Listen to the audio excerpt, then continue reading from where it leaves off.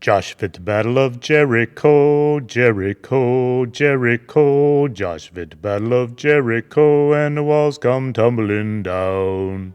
That's the really short version. Let's see if we can expand on that a little bit. Moses is out and Joshua has taken his place. It's finally time for the Israelites to head into the Promised Land and defeat the Canaanites, Hittites, Hivites, Perizzites, Girgashites, Amorites, Jebusites, etc. Although Jericho seems to get all the press, we'll see that that's only the beginning, as with God's help, the Israelites start to move in.